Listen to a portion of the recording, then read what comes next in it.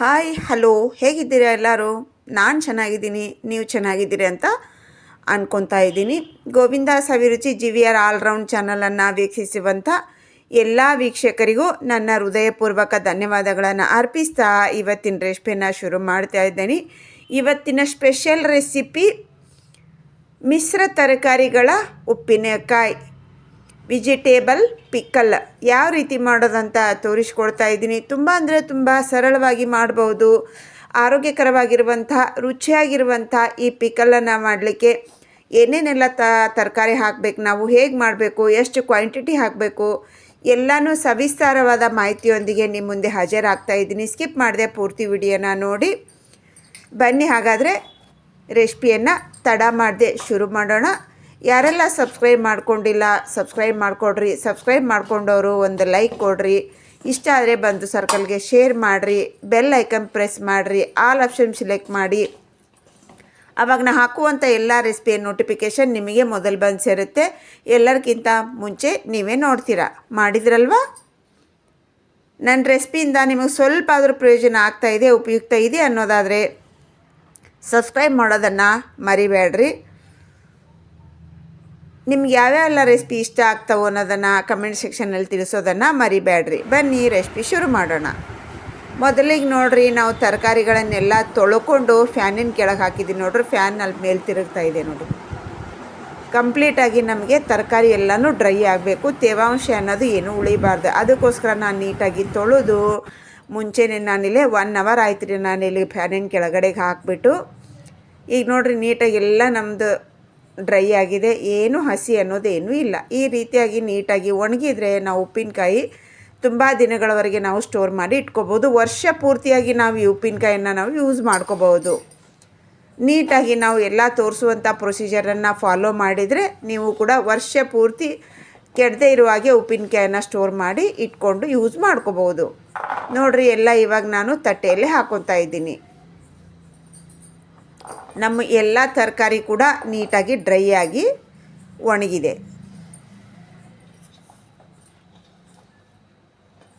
ಈಗೆಲ್ಲ ನೋಡ್ರಿ ನಾನು ತಟ್ಟೆಯಲ್ಲಿ ಹಾಕ್ಕೊಂಡಿದ್ದೀನಿ. ಅಕಸ್ಮಾತಾಗಿ ನಿಮ್ಮದು ಏನಾದರೂ ತೇವಾಂಶ ಇತ್ತು ತರಕಾರಿಯಲ್ಲಿ ಅಂತಂದರೆ ಒಂದು ಶುಭ್ರವಾಗಿರುವಂಥ ಬಟ್ಟೆ ತೊಗೊಂಡು ಕ್ಲೀನಾಗಿ ಒರೆಸ್ಕೊಂಬಿಡಿ. ಈಗ ನೋಡಿರಿ, ಇದು ಕಡಗೋಲ್ ಮಂಡಿ ನೆಲ್ಲಿಕಾಯಿ ಅಂತೀವ್ರಿ ನಾವು. ನೀವೇನಂತೀರಿ ಅನ್ನೋದನ್ನು ಕಮೆಂಟ್ ಸೆಕ್ಷನಲ್ಲಿ ತಿಳಿಸ್ರಿ. ಈ ಕಡಗೋಲ್ ಮಂಡಿ ಅಂದರೆ ಕಡಗೋಲಾಕಾರ ಇರೋದ್ರಿಂದ ಇದು ಕಡಗೋಲ್ ಮಂಡಿ ಅಂತ ಹೆಸರು.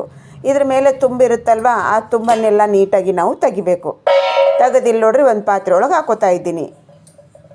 ಮತ್ತು ಇದರಲ್ಲಿ ನೋಡ್ರಿ ವೇಸ್ಟ್ ಆಗಿರೋದು ಮತ್ತು ಸ್ವಲ್ಪ ಪೂರ್ತಿಯಾಗಿ ಹಣ್ಣಾಗಿರೋದಿತ್ತಂದ್ರೆ ಈ ಥರ ಇರೋದನ್ನು ತೆಗೆದುಬಿಡ್ರಿ. ಇದೇನು ಬಿಸಾಕಕ್ಕೆ ಹೋಗಬೇಡಿ, ತಿನ್ಬೋದು. ಈ ಮೆಣಸಿನ್ಕಾಯಿ ತುಂಬನ್ನು ತೆಗಿಯೋಣ. ಇದು ಖಾರದ ಮೆಣಸಿನ್ಕಾಯಿ ರೀ, ಇದು ಬ್ಯಾಡಗಿ ಮೆಣಸಿನ್ಕಾಯಿ. ಇದು ನಮ್ಮ ಒಣದಾದಮೇಲೆ ಬ್ಯಾಡಗಿ ಮೆಣಸಿನ್ಕಾಯಿ ಆಗುತ್ತೆ ರೀ. ಇದು ನೋಡ್ರಿ ಖಾರದ ಮೆಣಸಿನ್ಕಾಯಿ ಆಗುತ್ತೆ. ಇದನ್ನು ಎರಡನ್ನು ನಾನಿಲ್ಲೇ ಸಮ ಪ್ರಮಾಣದಲ್ಲಿ ತೊಗೊಂಡಿದ್ದೀನಿ. ಅದು ಒಂದಿಷ್ಟು ಸರಿಸುಮಾರಾಗಿ ಒಂದು 10ರಿಂದ 12 ಅವು, ಒಂದು 10ರಿಂದ 12 ಖಾರದ ಮೆಣಸಿನ್ಕಾಯಿ, 10ರಿಂದ 12 ಬ್ಯಾಡಗಿ ಮೆಣಸಿನ್ಕಾಯಿನ ತೊಗೊಂಡಿದ್ದೀನಿ ನಾ ಇಲ್ಲಿ. ಈ ಕ್ಯಾರೆಟ್ ಏನಿದೆ ಅಲ್ವಾ, ಮೇಲಿನ ಸಿಪ್ಪೆಯನ್ನೆಲ್ಲ ನೀಟಾಗಿ ನಾವು ತಗೊಂಡ್ಬಿಡ್ಬೇಕು.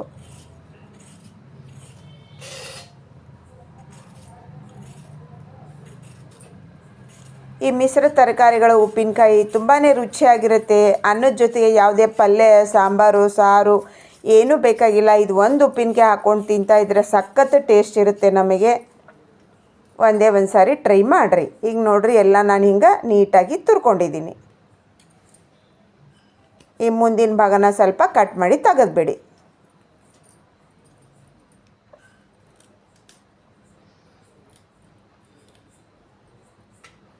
ಇಲ್ಲಿ ನೋಡ್ರಿ, ಇವಾಗ ನೀಟಾಗಿ ತುರ್ಕೊಂಡಾಯ್ತು ನೋಡ್ರಿ.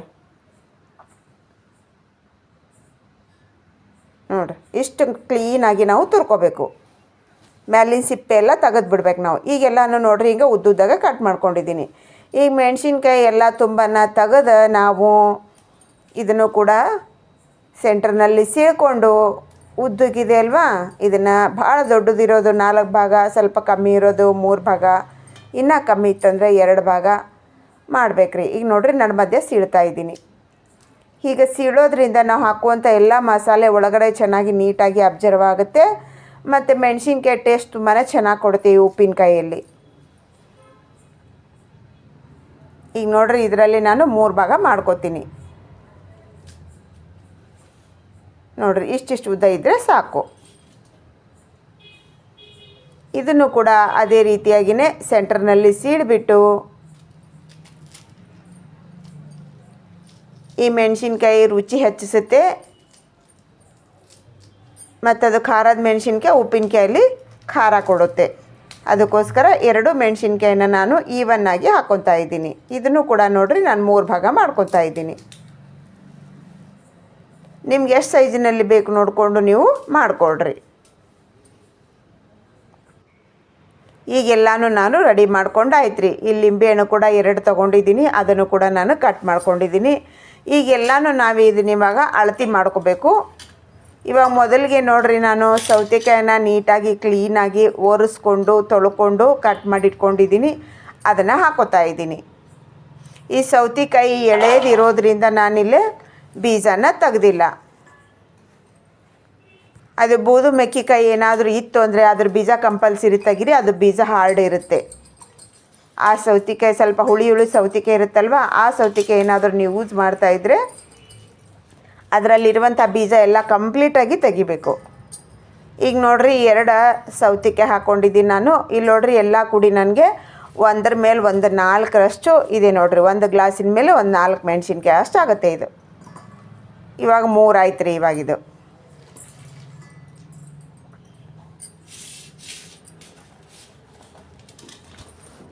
ನೀವು ಅಳತೆಯಲ್ಲಿ ಮಾತ್ರ ಮಿಸ್ ಮಾಡ್ಕೋಬಾರ್ದು, ಕರೆಕ್ಟಾಗಿ ಅಳತೆ ಮಾಡಿಕೊಡ್ರಿ. ತುಂಬ ಅಳತೆ ಮಾಡಿಕೊಡ್ರಿ. ಮತ್ತು ಎಣಿಕೆ ಮಾತ್ರ ಮಿಸ್ ಮಾಡ್ಕೊಳ್ಳಿಕ್ಕೆ ಹೋಗಬೇಡ್ರಿ.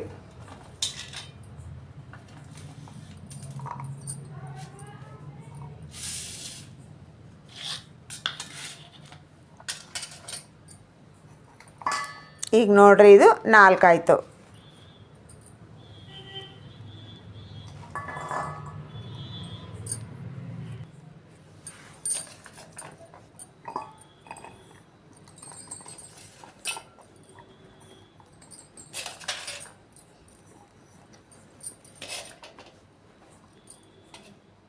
ಇದು ನೋಡಿರಿ 5.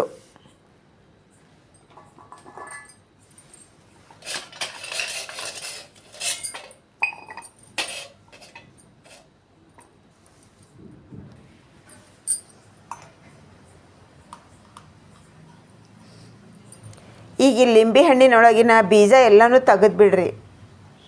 ಯಾಕಂತಂದರೆ ಬೀಜ ಇತ್ತು ಅಂದರೆ ನಾವು ಅಲ್ಲೇ ಉಪ್ಪಿನಕಾಯಿ ತಿನ್ನಬೇಕಾದ್ರೆ ಬೀಜ ಬಂತು ಅಂದರೆ ಅದು ಕಹಿ ಆಗುತ್ತೆ. ಹಾಗಾಗಿ ಕಂಪಲ್ಸರಿ ಒಳಗಿನ ಬೀಜ ಎಲ್ಲ ನೀಟಾಗಿ ತೆಗೆದೇ ನೀವು ಉಪ್ಪಿನಕಾಯಲ್ಲಿ ಮಿಕ್ಸ್ ಮಾಡಿಕೊಡ್ರಿ. ಈಗ ನೋಡಿರಿ ಇದು 6 ಆಯಿತು.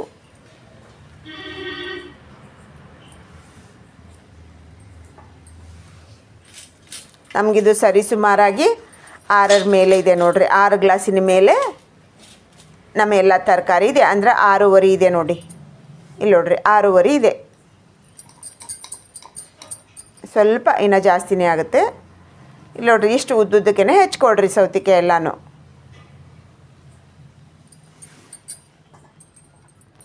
ನೀವೇನಾದರೂ ಇದು ಸೌತೆಕಾಯಲ್ಲೂ ಕೂಡ ಬಲ್ತಿತ್ತು ಅಂದರೆ ಕಂಪಲ್ಸರಿ ಬೀಜನ ತೆಗೀರಿ. ಈಗ ಇದ್ರೊಳಗೆ ನೋಡಿರಿ ವೆನಿಗರ್ ನಾನು 2 ಲಿಂಬೆಹಣ್ಣು ಹಾಕ್ಕೊಂಡಿದ್ದೀನಲ್ವ, ಅದಕ್ಕೆ ನಾನಿಲ್ಲಿ ಒಂದು ಅರ್ಧ ಗ್ಲಾಸಿನಷ್ಟು ವೆನಿಗರನ್ನು ಹಾಕೋತೀನಿ. ನಾವು ಎಷ್ಟು ವೆನಿಗರ್ ಹಾಕೋತೀವಿ ಅಷ್ಟು ನಮ್ಮ ಉಪ್ಪಿನಕಾಯಿ ಚೆನ್ನಾಗಿ ಬರುತ್ತೆ, ವರ್ಷ ಪೂರ್ತಿ ಬಾಳಿಕೆ ಬರುತ್ತೆ. ಅಕಸ್ಮಾತಾಗಿ ನಿಮ್ಮ ಹತ್ರ ಲಿಂಬೆಹಣ್ಣು ಜಾಸ್ತಿ ಇತ್ತು ಅಂದರೆ ಒಂದು 10-12 ಲಿಂಬೆಹಣ್ಣು ರಸವನ್ನು ನೀವು ಕೂಡ ಹಾಕೋಬೋದು ವೆನಿಗರ್ ಬದಲಾಗಿ.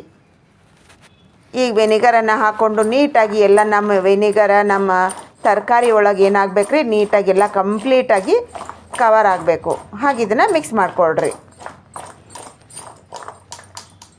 ನೋಡಿರಿ ಎಲ್ಲ ನಮ್ಮ ವೆನಿಗರ ನಮ್ಮ ಎಲ್ಲ ತರಕಾರಿಗೆ ಸೇರಾಯಿತು.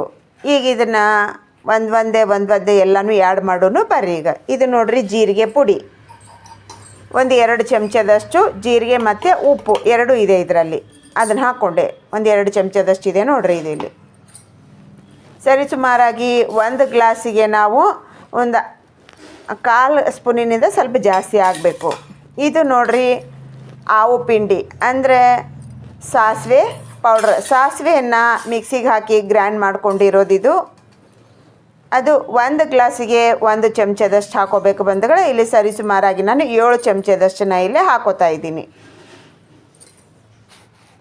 ಈ ಗ್ಲಾಸಿನ ಕ್ವಾಂಟಿಟಿ ಇದೆಯಲ್ಲ ಬಂಧುಗಳೇ, ಇದು 1/4 kg 250 ಗ್ರಾಮ್ನಷ್ಟು ರೇಷನ್ ಹಿಡಿಯುತ್ತೆ ಅಂಥ ಗ್ಲಾಸ್ ಇದಿರೋದು. ಆ ಗ್ಲಾಸಿನಿಂದ 1 ಗ್ಲಾಸಿಗೆ 1 ಸ್ಪೂನ್ನಷ್ಟು ಆವು ಪಿಂಡಿ ಅಂದರೆ ಸಾಸಿವೆಯ ಪೌಡರ್. ಸಾಸಿವೆ ಇದು ಹಸಿದೆ ಬಂಧುಗಳೇ. ಇದನ್ನು ಸಾಸಿವೆಯನ್ನು ನಾನಿಲ್ಲಿ ಫ್ರೈ ಮಾಡಿಲ್ಲ. ಹಸಿ ಸಾಸಿವೆಯನ್ನು ಮಿಕ್ಸಿಗೆ ಹಾಕ್ಕೊಂಡು ಗ್ರೈಂಡ್ ಮಾಡಿಕೊಂಡು ಪೌಡ್ರ್ ಮಾಡ್ಕೊಂಡಿರೋದು. ಈಗ ಅದು ನೋಡ್ರಿ ಒಂದು 7 ಚಮಚದಷ್ಟು ನಾನಿಲ್ಲೇ ಸಾಸಿವೆ ಪೌಡ್ರ್ ಹಾಕ್ಕೊಂಡಿದ್ದೀನಿ. ಇನ್ನು ಉಳಿದ ಭಾಗಕ್ಕೆಲ್ಲ ನಾನಿವಾಗ ಉಪ್ಪು ಹಾಕೋತಾ ಇದ್ದೀನಿ. ಅದು ಎರಡೂ ಸೇರಿ ಅರ್ಧ ಗ್ಲಾಸ್ ಆಗಿದೆ. ಅರ್ಧ ಗ್ಲಾಸಿನಷ್ಟು ಪುಡಿ ಉಪ್ಪು. ಕ್ವಾಂಟಿಟಿ ನಾನು ಹೇಳಿದ ಕ್ವಾಂಟಿಟಿಯಲ್ಲೇ ಕರೆಕ್ಟ್ ಹಾಕಿದರೆ ನಮಗೆ ತುಂಬ ದಿನಗಳವರೆಗೆ ಬಾಳಿಕೆ ಬರುತ್ತೆ. ಹಾಗೆ ನೋಡಿರಿ 1 ಚಮಚದಷ್ಟು ಅರಿಶಿನ ಶುದ್ಧವಾಗಿರುವಂಥ ಪರಿಶುದ್ಧವಾಗಿರುವಂಥ ಅರಿಶಿನ ತಗೊಳ್ರಿ. ಇದು ನೋಡಿರಿ ಅಚ್ಚ ಖಾರದ ಪುಡಿ. ಇದು ಬ್ಯಾಡಿಗೆ ಮೆಣಸಿನ್ಕಾಯನ್ನು ನಾನಿಲ್ಲಿ ಮನೆಯಲ್ಲೇ ಗ್ರೈಂಡ್ ಮಾಡ್ಕೊಂಡಿರೋದನ್ನು ಹಾಕ್ತಾಯಿದ್ದೀನಿ. ಹೋಮ್ ಮೇಡ್ ಚಿಲ್ಲಿ ಪೌಡ್ರ್ ಇದು. 3 ಚಮಚ ಮೇಲೆ ಸ್ವಲ್ಪ ಹಾಕ್ಕೊಂಡು ನೋಡಿರಿ, 3 ಆಗಬಾರ್ದು ಅಂದ್ಕೊಂಡು ಸ್ವಲ್ಪ 1 ಚಿಟಿಕೆ ಅಷ್ಟು ಹಾಕ್ಕೊಂಡಿದ್ದೀನಿ. ಈ ನೀಟಾಗಿ ಇದನ್ನು ನಾವು ಕೈಯಿಂದ ಮಿಕ್ಸ್ ಮಾಡ್ಕೊಳ್ಳೋಣ. ಫುಲ್ಲಾಗಿದೆ ನಮ್ಮದು ಪುಟ್ಟಿ. ಆರಾಮಾಗಿ ಹಗುರವಾಗಿಯೇ ಮಿಕ್ಸ್ ಮಾಡ್ಕೊತಾ ಇದ್ದೀನಿ. ನಿಮಗೆ ಮಿಕ್ಸ್ ಮಾಡ್ಕೊಳ್ಳೋಕ್ಕೆ ಕಷ್ಟ ಆಗ್ತಿದೆ ಅನ್ನೋದಾದರೆ ಒಂದು ದೊಡ್ಡ ಪಾತ್ರೆಯಲ್ಲಿ ನೀವು ಟ್ರಾನ್ಸ್ಫರ್ ಮಾಡಿಕೊಂಡು ಮಿಕ್ಸ್ ಮಾಡ್ಕೋಬೋದು. ಈಗ ನೋಡ್ರಿ ನಾವು ಹಾಕಿರುವಂಥ ಈ ಆವು ಪಿಂಡಿ, ಉಪ್ಪು, ಅರಿಶಿನ, ಖಾರ ಪುಡಿ ಎಲ್ಲ ನೀಟಾಗಿ ನಮಗೆ ಈ ತರಕಾರಿಯಲ್ಲಿ ನೀಟಾಗಿ ಸೇರಬೇಕು. ಹಾಗೆ ನಾವು ಚೆನ್ನಾಗಿ ಮಿಕ್ಸ್ ಮಾಡ್ಕೋಬೇಕು. ಪ್ರತಿಯೊಂದು ತರಕಾರಿಗೂ ನೀಟಾಗಿ ನಮಗೇನಾಗಬೇಕದು ತಗಲಬೇಕು. ಆ ರೀತಿಯಾಗಿ ನಾವು ಇದನ್ನು ಮಿಕ್ಸ್ ಮಾಡ್ಕೋಬೇಕು. ನೋಡಿರಿ ಇವಾಗ ನಾನು ಉಕ್ಕರಿಸ್ತಾ ಇದ್ದೀನಿ. ಯಾಕಂದರೆ ಕ್ವಾಂಟಿಟಿ ತುಂಬ ಜಾಸ್ತಿ ಇದೆ ಅಲ್ವಾ. ಇಲ್ಲಿ ನೋಡ್ರಿ, ಇವಾಗ ನೋಡ್ರಿ ಪರ್ಫೆಕ್ಟಾಗಿ ನಮ್ಮದೆಲ್ಲನೂ ಮಿಕ್ಸ್ ಆಯಿತು.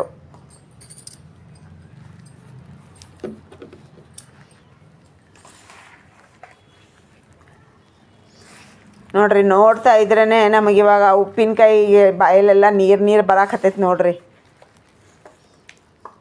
ಉಪ್ಪಿನಕಾಯಿ ಅಂದರೆ ಯಾರಿಗೆಲ್ಲ ಇಷ್ಟ ಇಲ್ಲ. ಪ್ರತಿದಿನ ಊಟದ ಜೊತೆಗೆ ಉಪ್ಪಿನಕಾಯಿ ಅಂತೂ ಬೇಕೇ ಬೇಕು ನಮಗೆ. ತಾಯಿಗಿಂತ ಬಂಧು ಇಲ್ಲ, ಉಪ್ಪಿಗಿಂತ ರುಚಿ ಇಲ್ಲ, ಉಪ್ಪಿನಕಾಯಿ ಇಲ್ಲದ ಊಟ ಇಲ್ಲ ಅಂತ ಶಾಸ್ತ್ರನೇ ಮಾಡಿದ್ದಾರೆ ಅಲ್ವಾ. ಎಷ್ಟು ನಿಜ ಇಲ್ವಾ ಇದು ಶಾಸ್ತ್ರ. ನೋಡಿರಿ ಎಲ್ಲ ನಮ್ದು ಕಂಪ್ಲೀಟಾಗಿ ನೀಟಾಗಿ ಮಿಕ್ಸ್ ಮಾಡ್ಕೊಂಡಾಯಿತು. ಒಂದೇ ಒಂದು ಸಾರಿ ಈ ಮಿಶ್ರ ತರಕಾರಿಯ ಉಪ್ಪಿನಕಾಯಿನ ಮಾಡಿ ನೋಡಿ ನೀವು. ಎಲ್ಲರೂ ಇಷ್ಟಪಟ್ಟು ತಿಂತಾರೆ. ನೋಡಿರಿ ಎಲ್ಲಕ್ಕೂ ನಮ್ಮ ಮಸಾಲೆ ಎಲ್ಲ ನೀಟಾಗಿ ನೋಡಿರಿ ಎಲ್ಲ ಕಂಪ್ಲೀಟಾಗಿ ಎಲ್ಲ ತರಕಾರಿಗೂ ತಗಲಾಯಿತು. ಇದು ನಿಮಗೆ ಒಂದು ಸ್ವಲ್ಪ ಹೊತ್ತು ಮುಚ್ಚಿಟ್ಬಿಡೋಣ್ರಿ. ನೋಡಿರಿ ಕಂಪ್ಲೀಟಾಗಿ ನೀಟಾಗಿ ಮಿಕ್ಸ್ ಆಗೈತೆ ಹೌದಿಲ್ಲ ರೀ. ಈಗ ಇದು ಹಿಂಗೇ ನೀವು ಜಾರಿಗೆ ಹಾಕೋಬೋದು, ಇಲ್ಲ ಮುಚ್ಚಿಟ್ಟು ಮರುದಿವಸ ನೀವು ಜಾರಿಗೆ ಹಾಕೋಬೋದು. ನಾನಿಲ್ಲೇ ಮುಚ್ಚಿಟ್ಟು ಒಂದು 3-4 ಗಂಟೆ ಆದ ನಂತರ ನಾನಿಲ್ಲೇ ಒಂದು ಜಾರಿನಲ್ಲಿ ಹಾಕೋತೀನಿ. ನೋಡಿರಿ ಎಲ್ಲಕ್ಕೂ ನಮ್ಮ ನೀಟಾಗಿ ಮಸಾಲೆ ಅನ್ನೋದು ಕೋಟಿಂಗ್ ಪರ್ಫೆಕ್ಟ್ ಆಗಿದೆ. ಇದನ್ನೀಗ ಮುಚ್ಚಿಡ್ತಾ ಇದ್ದೀನಿ.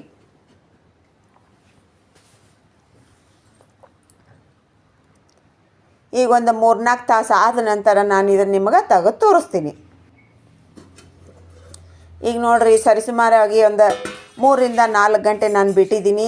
ಆ ನಂತರ ನಾನು ನಿಮಗೆ ತೋರಿಸ್ತಾ ಇದ್ದು ನೋಡಿರಿ, ಅದು ಸ್ವಲ್ಪ ಕ್ವಾಂಟಿಟಿಯಲ್ಲೂ ಕೂಡ ಸ್ವಲ್ಪ ಕಮ್ಮಿ ಕಾಣ್ತಾ ಇದೆ ನೋಡಿರಿ. ಇವಾಗ ಒಳಗೋಗಿದೆ, ಪುಟ್ಟಿ ತುಂಬ ಇತ್ತು, ಇವಾಗ ಕಮ್ಮಿ ಆಗಿದೆ ನೋಡಿರಿ. ಅದು ನಮಗೆ ಟೈಮ್ ಆದಂಗೆ ಏನಾಗುತ್ತೆ, ಅದು ಚೆನ್ನಾಗಿ ಊರ್ತಾ ಬರುತ್ತೆ. ಈಗ ನೋಡಿರಿ ನೀರಿನ ಕ್ವಾಂಟಿಟಿ ಕೂಡ ಎಷ್ಟು ನೀಟಾಗಿ, ನೀರೆಲ್ಲ ನಮಗೆ ಎಷ್ಟು ನೀರು ನೋಡಿರಿ, ಅದರಲ್ಲಿ ರಸ ಅನ್ನೋದು ಎಷ್ಟಾಗಿದೆ ನೋಡಿರಿ. ಇವಾಗ ಇದರಲ್ಲಿ ನಾನು ಎಣ್ಣೆ ಹಾಕೋತಾ ಇಲ್ಲ. ನೀವು ಬೇಕು ಅಂದರೆ ಎಣ್ಣೆ ಹಾಕೋಬೇಕು ಅಂತಂದ್ರೆ ನೀವು ಒಂದೇ ಸಲಕ್ಕೆ ಎಣ್ಣೆ ಹಾಕಿ ಮಿಕ್ಸ್ ಮಾಡಿ ಇಡೋ ಅವಶ್ಯಕತೆ ಇಲ್ಲ ಇದಕ್ಕೆ. ನೀವು ಯಾವಾಗ ನೀವು ಊಟ ಮಾಡ್ಲಿಕ್ಕೆ ತೆಗಿತೀರಿ ಆವಾಗ ಸ್ವಲ್ಪ ಜೀರಿಗೆ ಒಗ್ಗರಣೆ ಹಾಕಿ ಎಣ್ಣೆಯನ್ನು ಹಾಕ್ಕೊಂಡು ಯೂಸ್ ಮಾಡ್ಕೋಬೋದು. ಇಲ್ಲ ನಾವು ಹೀಗೇ ಎಣ್ಣೆ ಹಾಕಿ ಉಪ್ಪಿನಕಾಯಿ ಮಾಡ್ತೀವಿ ಅನ್ನೋದಾದರೆ ನೀವು ಮೊದಲಿಗೆ ನೀವು ವೆನಿಗರ್ ಏನು ಹಾಕಿದ್ರಲ್ವಾ, ಆ ವೆನಿಗರ್ಕಿಂತ ಮುಂಚೆನೇ ಮೊದಲಿಗೆ ಎಣ್ಣೆಯನ್ನು ಹಾಕಿ ಮಿಕ್ಸ್ ಮಾಡಿಕೊಂಡು ನಂತರ ನೀವು ವೆನಿಗರನ್ನು ಸೇರಿಸಿ. ಹಸಿ ಎಣ್ಣೆನೇ ಹಾಕಿ ಬಿಸಿ ಮಾಡೋ ಅವಶ್ಯಕತೆ ಇಲ್ಲ. ಈ ಜಾರು ಕೂಡ ನೀಟಾಗಿ ಒಣಗಿರಬೇಕು, ಕ್ಲೀನ್ ಇರಬೇಕು. ಕ್ಲೀನಾಗಿ ತೊಳ್ಕೊಂಡು ಬಿಸಿಲಿಗಿಡ್ರಿ, ಫ್ಯಾನಿನ ಕೆಳಗಿಡ್ರಿ, ಒಟ್ಟಿನಲ್ಲಿ ಡ್ರೈ ಆಗಬೇಕು. ತೇವಾಂಶ ಏನಾದರೂ ಇತ್ತು ಅಂದರೆ ಉಪ್ಪಿನಕಾಯಿ ಹಾಳಾಗುವ ಸಾಧ್ಯತೆ ಇರುತ್ತೆ. ಅದಕ್ಕೋಸ್ಕರ ನಾವು ಎಲ್ಲ ಪಾತ್ರೆ ಆಗಲಿ, ನಮ್ಮ ಜಾರ್ ಆಗಲಿ, ನಮ್ಮ ಕೈ ಆಗಲಿ, ಎಲ್ಲ ನಾವು ಮಾಡ್ತಿರುವಂಥ ಚಾಕು ಆಗಲಿ ತೇವಾಂಶ ಏನೂ ಇರಬಾರ್ದು. ನಮಗೆಲ್ಲನೂ ಡ್ರೈ ಆಗಿರಬೇಕು. ಅಂದರೆ ನಾವು ವರ್ಷ ಇಡೀ ನಾವು ಉಪ್ಪಿನಕಾಯನ್ನು ಸ್ಟೋರ್ ಮಾಡಿ ಇಟ್ಕೋಬೋದು. ಈಗ ನೋಡಿರಿ, ನಾನಿಲ್ಲೇ ಜಾರ್ನಲ್ಲಿ ಹಾಕೋತಾ ಇದ್ದೀನಿ. ನೀವು ಪಿಂಗಾಣಿ ಜಾರ್ನಲ್ಲಿ ಹಾಕೋಬೋದು, ಉಪ್ಪಿನಕಾಯಿ ಭರಣಿ ಬರ್ತಲ್ಲ ಅದರಲ್ಲಿ ಹಾಕೋಬೋದು. ಈ ಥರ ನೀವು ಏರ್ಟರ್ ಬಾಕ್ಸ್ನಲ್ಲಿ ಕೂಡ ಹಾಕೋಬೋದು. ನೋಡಿರಿ, ನಾನಿಲ್ಲಿ ಏರ್ಟರ್ ಬಾಕ್ಸ್ನಲ್ಲಿ ಹಾಕೋತಾ ಇದ್ದೀನಿ. ನಂದು ಇಷ್ಟು ದೊಡ್ಡ ಏರ್ಟರ್ ಬಾಕ್ಸ್ ತುಂಬಿ ಇನ್ನೂ ಉಳಿದಿದೆ ನೋಡಿರಿ. ನಂದು 2 ಏರ್ಟರ್ ಬಾಕ್ಸ್ ಆಗ್ತಾಯಿದೆ ನೋಡಿರಿ. ಸೂಪರ್ ಆಗಿರುವಂಥ ನಮ್ಮ ಮಿಶ್ರ ತರಕಾರಿಯ ಉಪ್ಪಿನಕಾಯಿ ರೆಡಿ ಆಯಿತು. ನೋಡಿದ್ರಲ್ವ ಯಾವ ರೀತಿ ಮಾಡಬೇಕಂತ ಅರ್ಥ ಆಯ್ತಲ್ವ. ಏನಾದರೂ ಡೌಟ್ ಇತ್ತು ಅಂದ್ರೆ ಕಮೆಂಟ್ ಸೆಕ್ಷನ್ನಲ್ಲಿ ಕಮೆಂಟ್ ಮಾಡಿರಿ. ಇಷ್ಟ ಆಯಿತು ಅಂದ್ರೆ ಬಂಧು ಸರ್ಕಲ್ಗೆ ಶೇರ್ ಮಾಡೋದನ್ನು ಮರಿಬೇಡ್ರಿ. ಒಂದು ಲೈಕ್ ಕೊಡ್ರಿ. ಹಂಗೆ ಸಬ್ಸ್ಕ್ರೈಬನ್ನು ಯಾರೆಲ್ಲ ಸಬ್ಸ್ಕ್ರೈಬ್ ಮಾಡ್ಕೊಂಡಿಲ್ಲ ಸಬ್ಸ್ಕ್ರೈಬ್ ಮಾಡಿಕೊಡ್ರಿ. ಈಗ ನೋಡ್ರಿ, ನಮ್ಮ ರಸ ಕೂಡ ಯಾವ ಥರ ಇದೆ, ನಮ್ಮ ಉಪ್ಪಿನಕಾಯಿ ಕೂಡ ನೋಡ್ರಿ, ವಾವ್ ಸೂಪರಾಗಿದೆ. ನೋಡಲಿಕ್ಕೂ ಕೂಡ ಸುಂದರವಾಗಿದೆ, ಹಾಗೆ ಆರೋಗ್ಯ ಕೂಡ, ರುಚಿ ಕೂಡ ನೋಡ್ರಿ. ಸೂಪರಾಗಿರುವಂಥ ನಮ್ಮ ಮಿಶ್ರ ತರಕಾರಿಯ ಉಪ್ಪಿನಕಾಯಿ. ಬಾಯಲ್ಲಂತೂ ನಂಗೆ ನೀರಂತೂ ಬರ್ತಾನೆ ಇದೆ ರೀ. ಇಲ್ಲಿ ನೋಡ್ರಿ, ನಿಮ್ಗೆ ಯಾರಿಗೆಲ್ಲ ಬಾಯಲ್ಲಿ ನೀರು ಬಂತು ಅನ್ನೋದನ್ನು ಕಮೆಂಟ್ ಸೆಕ್ಷನಲ್ಲಿ ತಿಳಿಸೋದನ್ನು ಮರಿಬೇಡ್ರಿ. ಇವಾಗ ನೋಡ್ರಿ, ಬಿಸಿ ಬಿಸಿ ಅನ್ನದ ಜೊತೆಗೆ ಈ ಉಪ್ಪಿನಕಾಯಿ ಹಾಕ್ಕೊಂಡು ಒಂದು ಸ್ವಲ್ಪ ತುಪ್ಪ ಹಾಕ್ಕೊಂಡು ನಾವು ತಿಂತಾ ಇದ್ರೆ ನೋಡ್ರಿ, ಆಹಾಹಾ ಸೂಪರ್ ಆಗಿರುತ್ತೆ ರೀ. ಇದಕ್ಕೆ ಪಲ್ಯ, ಚಟ್ನಿ, ಸಾಂಬಾರು, ಸಾರು ಏನೂ ಬೇಡ್ರಿ. ಇದು ನೋಡ್ರಿ, ಉಪ್ಪಿನಕಾಯಿ ಹಾಕ್ಕೊಂಡು ತಿಂತೀವಿ ಅನ್ನಿಸಲ್ಲ ರೀ. ನಮಗೆ ಇದೊಂದು ಪಲಾವ್ ತಿಂತಾ ಇರ್ತಾರ ನಮ್ಮ ಫೀಲಿಂಗ್ ಆಗ್ತಾ ಇರುತ್ತೆ ನೋಡ್ರಿ. ನೋಡಿದ್ರು ಕೂಡ ಇದು ಉಪ್ಪಿನಕಾಯಿ ಅನ್ನ ಅಂತ ಗೊತ್ತೇ ಆಗಲ್ಲ, ನಮಗೆ ಪಲಾವ್ ಥರ ಕಾಣ್ತಾ ಇದೆ ಅಲ್ವಾ. ಟೇಸ್ಟ್ ಕೂಡ ನಂಬರ್ 1 ಆಗಿದೆ ರೀ. ಒಂದೇ ಒಂದು ಸಲ ಟ್ರೈ ಮಾಡಿರಿ. ನೋಡಿದ್ರಲ್ವ ಯಾವ ರೀತಿ ಮಾಡಬೇಕಂತ ಅರ್ಥ ಆಯ್ತಲ್ವಾ. ಸೂಪರ್ ಆಗಿರುತ್ತೆ ರೀ. ಇಷ್ಟು ಕ್ರಿಸ್ಪಿ ಆಗಿರುತ್ತೆ. ನಮಗೆ ಇದು ಒಳಗಿಂದ ತರಕಾರಿ ಎಲ್ಲ ತುಂಬಾ ಚೆನ್ನಾಗಿರುತ್ತೆ. ಇವಾಗ ತಿಂದು ಕೂಡ ನಾನು ನಿಮ್ಗೆ ಟೇಸ್ಟ ಹೇಳಿಬಿಡ್ತೀನಿ ರೀ.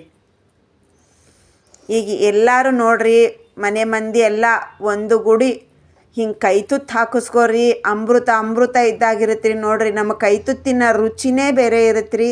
ಎಲ್ಲರೂ ಒಂದೇ ಒಂದೊಂದು ತುತ್ತು ಕೈ ತುತ್ತು ಹಾಕಿಸ್ಕೊಂಡು ತಿಂದು ನೋಡ್ರಿ. ಎಲ್ಲರೂ ನನಗೆ ನಿನಗಂತ ಕೈ ಮುಂದೆ ಒಡ್ತಾರೆ ರೀ.